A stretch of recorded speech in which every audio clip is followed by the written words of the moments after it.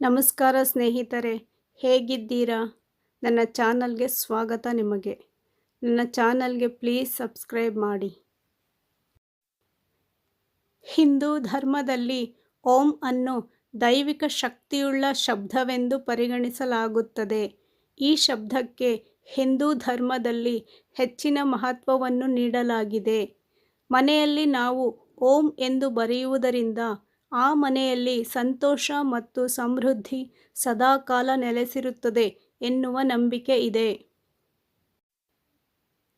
ಅಷ್ಟೇ ಅಲ್ಲ, ಇಂತಹ ಮನೆಯ ಮೇಲೆ ಸಾಕ್ಷಾತ್ ಪರಶಿವನ ಅನುಗ್ರಹವೂ ಇರುತ್ತದೆ. ಮನೆಯಲ್ಲಿ ಓಂ ಎನ್ನುವ ಶಬ್ದವನ್ನು ಬರೆಯುವುದರಿಂದ ನಿಮ್ಮ ಮನೆಯೊಳಗೆ ಯಾವುದೇ ರೀತಿಯಾದ ನಕಾರಾತ್ಮಕ ಶಕ್ತಿಗಳು ಪ್ರವೇಶವನ್ನು ಪಡೆದುಕೊಳ್ಳುವುದಿಲ್ಲ. ಓಂ ಎನ್ನುವ ಶಬ್ದವು ಸಂಪೂರ್ಣವಾಗಿ ನಮ್ಮ ಬ್ರಹ್ಮಾಂಡವನ್ನೇ ಪ್ರತಿನಿಧಿಸುತ್ತದೆ. ಓಂ ಎಂಬುದು ಪ್ರತಿಯೊಂದು ಮಂತ್ರಗಳ ಆರಂಭವೂ ಆಗಿದೆ. ಓಂ ಎನ್ನುವ ಶಬ್ದವು ನಮ್ಮಲ್ಲಿ ಶಕ್ತಿಯನ್ನು ತುಂಬುವ ಸಾಮರ್ಥ್ಯವನ್ನು ಹೊಂದಿದೆ. ಈ ಶಬ್ದವು ನಿಮ್ಮ ಮನೆಯಲ್ಲಿನ ವಾಸ್ತುದೋಷಗಳನ್ನು ನಿವಾರಣೆ ಮಾಡುತ್ತದೆ. ಇಷ್ಟು ಶಕ್ತಿಯನ್ನು ಹೊಂದಿರುವ ಓಂ ಅನ್ನು ಮನೆಯ ಕೆಲವೊಂದು ಸ್ಥಳಗಳಲ್ಲಿ ಬರೆಯಬಾರದು ಎಂದು ಹೇಳಲಾಗಿದೆ. ಓಂ. ಮೊದಲನೆಯದಾಗಿ, ಮನೆಯ ಮುಖ್ಯ ದ್ವಾರದ ಮೇಲೆ. ಮನೆಯ ಮುಖ್ಯ ದ್ವಾರದ ಮೇಲೆ ಓಂ ಎಂದು ಬರೆದಿರುವುದನ್ನು ನಾವು ಹೆಚ್ಚಾಗಿ ನೋಡಿರುತ್ತೇವೆ. ಅಥವಾ ಓಂ ಎನ್ನುವ ಅಕ್ಷರವನ್ನು ಮನೆಯ ಮುಖ್ಯ ದ್ವಾರದ ಮೇಲೆ ನೇತು ಹಾಕಿರುತ್ತಾರೆ. ಇದಲ್ಲದೆ ಅವರು ಮನೆಯ ಮುಖ್ಯ ಬಾಗಿಲಿನ ಪಕ್ಕದ ಗೋಡೆಯ ಮೇಲೆ ಓಂ ಎಂದು ಬರೆಯುತ್ತಾರೆ.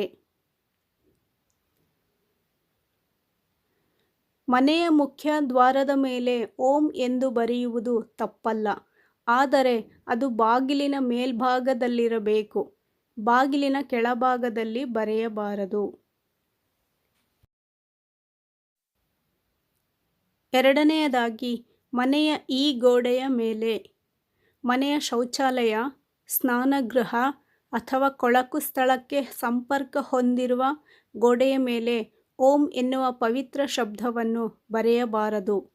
ಅಡುಗೆ ಮನೆಯಲ್ಲಿ, ವಿಶೇಷವಾಗಿ ಕೊಳಕು ಅಥವಾ ಬಳಸಿದ ಪಾತ್ರೆಗಳನ್ನು ಇರಿಸಲಾಗಿರುವ ಸ್ಥಳದಲ್ಲಿ ಓಂ ಎಂದು ಬರೆಯಬಾರದು.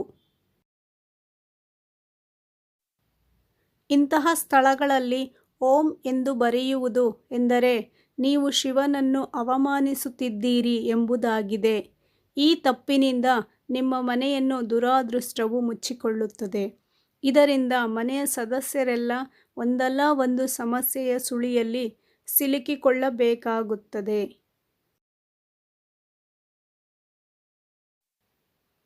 ಮೂರನೆಯದಾಗಿ, ಮನೆಯ ಚಾವಣಿಯ ಮೇಲೆ. ಜನರು ಸಾಮಾನ್ಯವಾಗಿ ಮನೆಯ ಗೋಡೆ ಅಥವಾ ಚಾವಣಿಯ ಮೇಲೆ ಹಾಕಿರುತ್ತಾರೆ. ಓಂ ಎಂದರೆ ಶಿವನ ಸಂಕೇತ, ಹಾಗಾಗಿ ಅದನ್ನು ಅಲಂಕಾರಕ್ಕಾಗಿ ಬಳಸಬೇಡಿ. ಮನೆಯ ಚಾವಣಿಯ ಮೇಲೆ ಓಂ ಎನ್ನುವ ಶಬ್ದವನ್ನು ಬರೆಯುವುದರಿಂದ ಗಂಭೀರವಾದ ವಾಸ್ತುದೋಷ ಉಂಟಾಗುತ್ತದೆ ಮತ್ತು ಇನ್ನಿತರ ಸಮಸ್ಯೆಗಳು ಹೆಚ್ಚಾಗುತ್ತವೆ. ನಾಲ್ಕನೆಯದಾಗಿ, ಮನೆಯ ದಕ್ಷಿಣ ಭಾಗದಲ್ಲಿ. ಮನೆಯ ದಕ್ಷಿಣ ಭಾಗದಲ್ಲಿ ಓಂ ಎಂದು ಎಂದಿಗೂ ಬರೆಯಬಾರದು, ಏಕೆಂದರೆ ದಕ್ಷಿಣ ದಿಕ್ಕನ್ನು ಯಮರಾಜನ ದಿಕ್ಕು ಎಂದು ಪರಿಗಣಿಸಲಾಗುತ್ತದೆ. ಯಮನು ನಮ್ಮ ಮರಣ ಹೊಂದಿದ ಪಿತೃಗಳೊಂದಿಗೆ ಸಂಬಂಧ ಹೊಂದಿರುತ್ತಾನೆ. ಈ ದಕ್ಷಿಣ ದಿಕ್ಕಿನಲ್ಲಿ ದೇವರು ಮತ್ತು ದೇವತೆಗಳು ಇರುವುದಿಲ್ಲ. ಇಲ್ಲಿ ಯಮ ಮತ್ತು ಪಿತೃಗಳು ವಾಸವಾಗಿರುತ್ತಾರೆ.